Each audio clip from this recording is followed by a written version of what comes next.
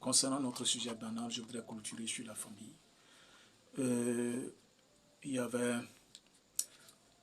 un jour, j'étais en train d'écouter l'homme de Dieu, un grand pasteur qu'on appelle Benny Hinn, et on lui a demandé, Pasteur Benny Hinn, nous avons vu la main de Dieu sur ta vie pendant longtemps. Dieu t'a utilisé à faire beaucoup de miracles et tu as connu les quatre coins du monde. Tu as impacté le corps de Christ et tu as fait tellement de choses. Et si tu vas revenir en arrière, quel serait ton plus grand regret? Il a dit, mon plus grand regret dans cette vie, et si je devais reprendre, c'est de donner du temps à ma famille. Vous comprenez? Donc, à cause du fait qu'il n'avait pas donné du temps à sa famille, il a failli perdre sa femme.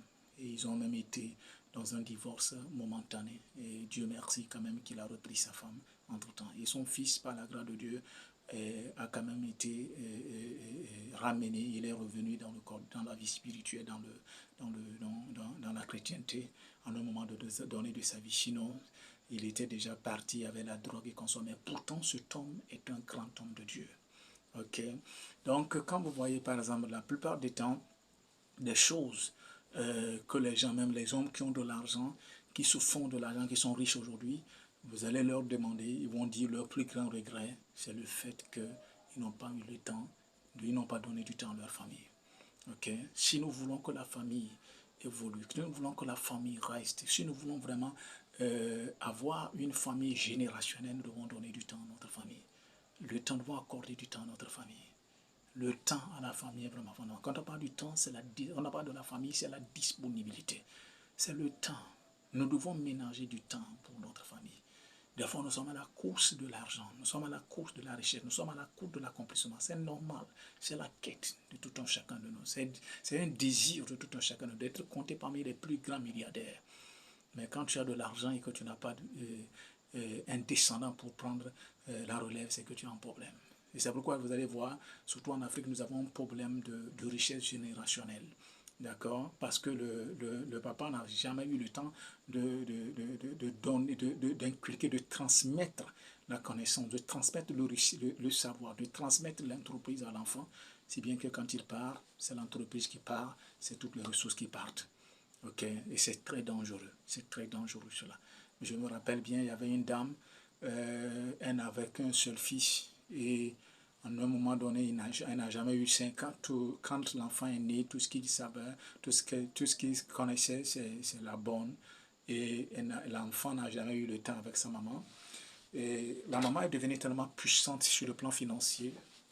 Elle est partie un jour et dit que maintenant que tu es grand, que tu as 30 ans, je vais t'ouvrir une grande boutique. Elle est partie à Dubaï, elle a investi plus de 50 millions pour installer une boutique à ce jeune homme. Okay, qu'est-ce qui s'est passé au bout de 6 mois, le jeune homme a dilapidé tous les biens. Toute la boutique était finie. Ok, pourquoi? Quel est le problème? Cette dame est une grande femme d'affaires. Elle a le flair des affaires, elle sait ce que ça veut dire les affaires. Parce qu'elle n'a pas eu le temps de transmettre le savoir. Elle n'a pas eu le temps d'inculquer ce jeune homme. Ce qu'on appelle le monde des affaires, ce n'est pas de l'argent. Donc le plus grand problème, c'est que nous pensons souvent chercher l'argent pour léguer à nos enfants. Ce n'est pas l'argent qu'il faut les léguer. C'est de la valeur qu'il faut léguer. C'est une éducation qu'il faut léguer. C'est une culture qu'il faut léguer. D'accord? Ce n'est pas de l'argent seulement. Mais la plupart du temps, nous pensons que c'est de l'argent. Non. Nous pensons que c'est de l'argent. Non, mais non.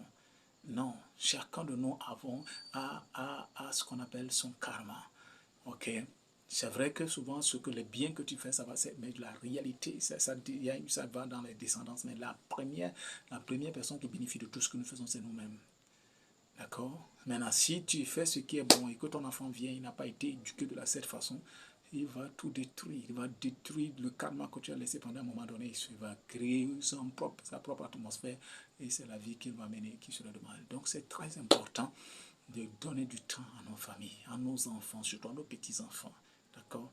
Donc, d'ici là, aux parents et aux jeunes, essayez d'écouter nos parents. Les parents ont quelque chose à nous donner. Ils ont quelque chose à nous donner. D'accord? Ne minimisons pas nos parents. Peu importe ce qui s'est passé, ne minimisons pas nos parents.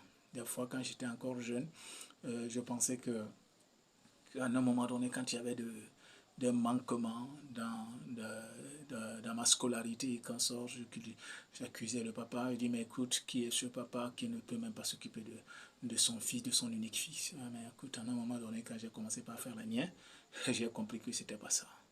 D'accord, j'ai compris la vie elle-même. Et donc, des fois, nous avons besoin d'être tolérants envers nos parents, de les accepter tels qu'ils sont, de les encourager aussi. Ils en ont besoin, d'accord, d'être reconnaissants pour ce qu'ils nous font. Et c'est très important. Ton premier Dieu sur la terre, c'est ton papa. Et ta première déesse, c'est ta maman. D'ici là, nous clôturons ce sujet banal. Je vous aime bien, c'est votre ami Daniel. Prenez bien soin de vous.